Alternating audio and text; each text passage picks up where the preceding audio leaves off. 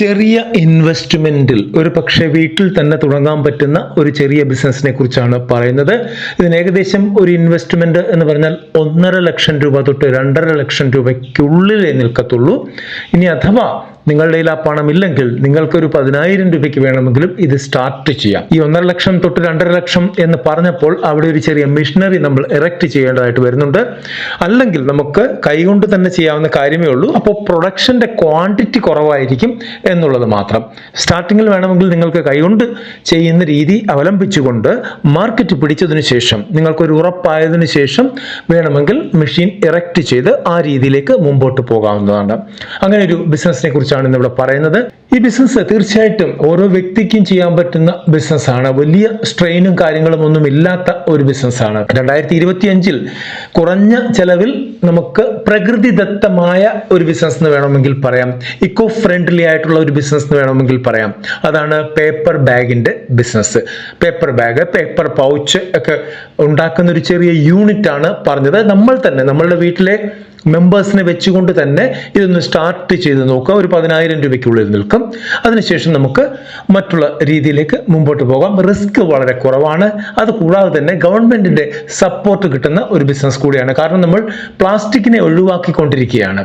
ആ രീതിയിൽ നോക്കുമ്പോൾ എന്തുകൊണ്ടും മികച്ച ഒരു ബിസിനസ്സാണ്. ഒരു ഏരിയയിൽ മാത്രം കച്ചവടം ചെയ്താലും നിങ്ങൾക്ക് ജീവിക്കാനുള്ള വകുപ്പ് അതിൽ നിന്ന് കിട്ടും. ഇതിന്റെ മൂലധനം ഞാൻ ഓൾറെഡി പറഞ്ഞു കഴിഞ്ഞു. വേണ്ടത് സെമി ഓട്ടോമാറ്റിക് മെഷീനാണ് ഇതിന്, ഈ ഒരു യൂണിറ്റിന് വേണ്ടത്. പിന്നെ റോ മെറ്റീരിയൽ എന്ന് പറയുമ്പോഴത്തേക്ക് അതിന് ക്രാഫ്റ്റ് പേപ്പർ വരും, ജൂട്ട് വരും, തുണി വരും, ത്രെഡ് വരും, ഗ്ലൂ വരും, അങ്ങനെ കുറെ കാര്യങ്ങളുണ്ട്. അതൊക്കെ മെഷീൻ ആരുടെ കയ്യിൽ നിന്നെങ്കിലും പർച്ചേസ് ചെയ്യുകയാണെങ്കിൽ അവർ തന്നെ കൃത്യമായിട്ട് അത് പഠിപ്പിച്ചു വരെ നമുക്ക് തരും. ഇനി അതല്ലെങ്കിൽ നമ്മൾ DICയുമായിട്ട് ബന്ധപ്പെട്ട് മുമ്പോട്ട് പോവുകയാണെങ്കിൽ അതിനെക്കുറിച്ച് ഡീറ്റെയിൽഡ് വീഡിയോ നമ്മൾ ഓൾറെഡി ചെയ്തിട്ടുണ്ട്. അത് കണ്ടു നോക്കുക. അവർ നമുക്ക് ഗൈഡ് ലൈൻസ് തരുന്നതായിരിക്കും. ഇവിടെ നമ്മുടെ കസ്റ്റമേഴ്സ് ആരായിരിക്കും? ഈ ഒരു പ്രോഡക്റ്റിന്റെ കസ്റ്റമേഴ്സ് എന്ന് പറഞ്ഞാൽ മെയിൻലി മെഡിക്കൽ ഷോപ്പുകൾ, ബേക്കറികൾ, ബ്യൂട്ടീക്കുകൾ, ടെക്സ്റ്റൈൽ ഷോപ്പുകൾ, ഗിഫ്റ്റ് ഷോപ്പുകൾ, ഏതാണ്ടൊക്കെ എല്ലാ ഷോപ്പുകളും നമ്മളുടെ കസ്റ്റമേഴ്സ് ആയിരിക്കും. നമുക്കവരെ ഇതിനു വേണ്ടി കോൺടാക്ട് ചെയ്യാവുന്നതാണ്. ഹോൾസെയിൽ ആയിട്ട് കൊടുക്കാം, റീറ്റെയിൽ ആയിട്ട് കൊടുക്കാം, എങ്ങനെ വേണമെങ്കിലും നിങ്ങൾക്ക് ഇത് കൊടുക്കാം. നിങ്ങളുടെ പ്രൊഡക്ഷൻ അനുസരിച്ചായിരിക്കും അത് മുന്നോട്ട് നീങ്ങുന്നത്. ഇതൊരു ചെറിയ ബിസിനസ് എന്ന് പറഞ്ഞു, പക്ഷേ വലിയൊരു ബിസിനസ്സാണ്. കാരണം പ്ലാസ്റ്റിക് രഹിതമായ ഒരു ഇന്ത്യ, ഒരു കേരളം മുമ്പിൽ കണ്ടുകൊണ്ട് ചെയ്യുന്ന ഒരു ബിസിനസ്സാണിത്. അതുകൊണ്ട് തന്നെ MSMEയിൽ രജിസ്റ്റർ ചെയ്ത് കഴിഞ്ഞാൽ നിങ്ങൾക്ക് സർക്കാരിന്റെ വക സബ്സിഡി കിട്ടും. അതായത് 35% മെഷീനറിയിൽ തന്നെ നിങ്ങൾക്ക് സബ്സിഡി ലഭിക്കുന്നതാണ്.